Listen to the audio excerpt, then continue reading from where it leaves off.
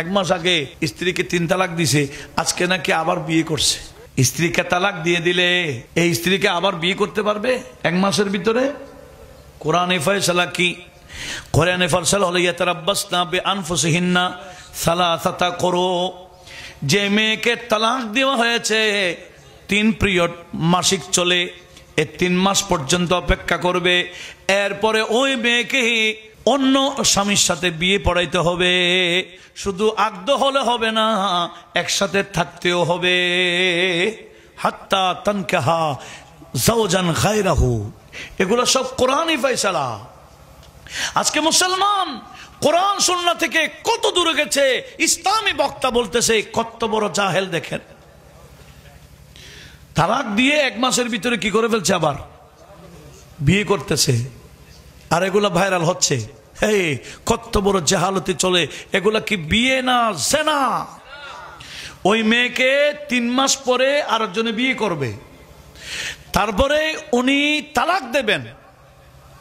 তালাক দেওয়ার পরে আবার 3 পিরিয়ড অপেক্ষা করবে, তারপরে প্রথম স্বামী বিয়ে করতে পারবে। এটার নাম হিলাই শারআ। এটা শরীয়তের একটা পন্থা। প্রথম স্বামীর জন্য হালাল হওয়ার জন্য দ্বিতীয় স্বামী হচ্ছে মুহাল্লিল, হালালকারী। এগুলো শরীয়তের বিধান। আজকে এই আলেম সমাজেরও শরীয়তের বিধান মানছে না। কথা বলুন ঠিক কিনা? কেন? এটা আলেম না, এটা জাহেল। সে তো মাদ্রাসায় পড়ে নাই, এ সমস্ত বিষয়ে তার কোনো জ্ঞান নেই। এগুলা জানা ফরজ আইন। এটা হুজুররা জানবে এরকম না। সেজন্য বিয়ে করার আগে এগুলা জানতে হবে। তালাক কিভাবে দিতে হয়, কোন তালাক আফজল তালাক। এমনি তো আফজল তালাকের মধ্যে আফজল নাই, মানে তালাক দেওয়ার মধ্যে একটা পদ্ধতি আছে, আছে কি না? আবগাজুল হালাল আত তালাক বলেছেন নবীজি। আল্লাহর কাছে একেবারে নিকৃষ্ট একটা জায়েজ বিষয় হয়, এটার নাম হলো তালাক। জায়েজ কিন্তু আল্লাহর কাছে অতীব নিকৃষ্ট। এখন কথায় কথায় তালাক দিয়ে দেই, আর আমাদের কাছে আসে কান্দে, নোমা তো তালাক কেন দিলা, কাঁদছো কেন? আবার তালাক দেওয়া, ডিভোর্স দেওয়া, এটা একটা সামাজিকভাবে বেদি হয়ে গেছে। কথা বলুন ঠিক না? কেন? নবীর সুন্নাহ, নবীর আদর্শ নাই। এ বিয়ে করার আগে নবীর আদর্শ কি?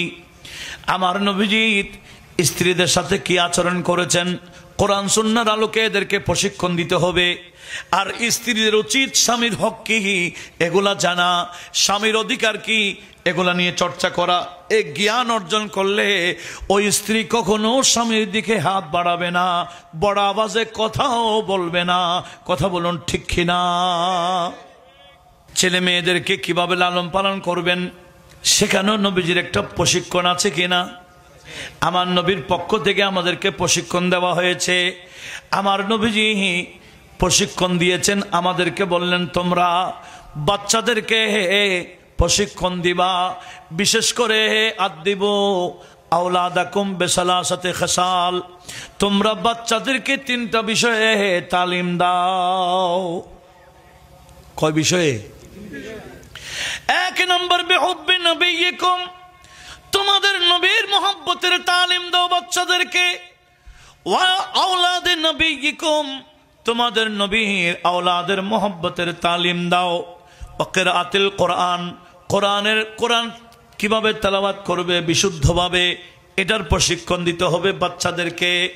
আমার নবীজি বললেন কোন বাচ্চাকে কিছু দান করা, মোবাইল দান করা, টাকা দেওয়া, এই দেওয়া সেই দেওয়া, যত কিছু উপহার দেই সর্বশ্রেষ্ঠ উপহার হলো বাবা তার ছেলেকে উপহার দেবে।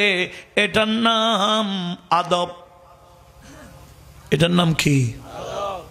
বাবা মা বাবার পক্ষ থেকে ছেলে মেয়েদেরকে যে উপহার দেওয়া হয় ওই উপহারের নাম কি? মা বাবা যদি ছেলেদেরকে ছোটকাল থেকে আদব শেখায়, যুবক হওয়ার পরে ছেলে কখনো বেয়াদব হবে?